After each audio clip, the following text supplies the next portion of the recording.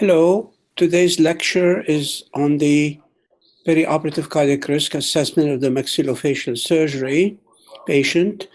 And if you need further details about the perioperative management, I will refer you to my second lecture.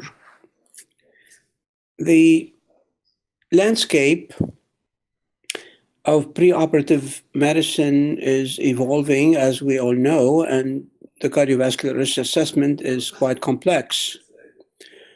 So the clinician has to go beyond the clearance, quote unquote, cliche word that we all use.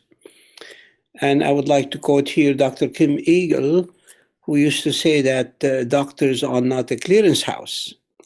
So we have to go beyond the cliche word and beyond the cookbook guidelines to establish a good risk profile of the patient and, of course, then recommend the appropriate strategy to optimize outcome.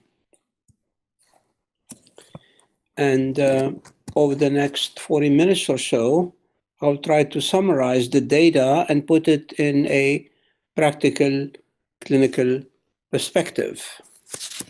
So the slide, as you can see, will emphasize three important points. Yes, we will use the guidelines, but we will use the combination of art and science of medicine, not only to delineate the profile of the patient, but to recommend a specific strategy for a better outcome. And here we have to ask for questions. Is the patient taking the proper therapy? And is there or are there other hidden and diagnosed medical conditions that we should work up and treat prior to surgery? And based on all this, we have to ask the question, what is the exact cardiac risk before the operation? And what strategy should we follow to reduce the pre, peri, and postoperative complication? And today's lecture emphasizes only the cardiac morbidity and mortality. We're not talking about the pulmonary complication or the renal complications or other organ dysfunction. And the cardiac morbidity and mortality can be summarized by myocardial infarction, congestive heart failure, and dysrhythmic events. So how do we evaluate the cardiac risk?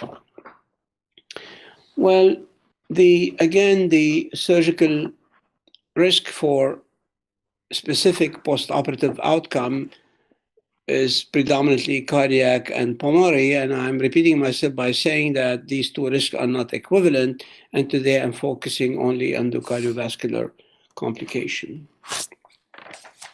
So the cardiovascular risk can be determined by some clinical predictors, and I will detail this later on, and the risk of the procedure. And over the past few years, the functional status of the patient, or what we refer to as the frailty of the patient, being frail, plays a significant role in the cardiovascular complication.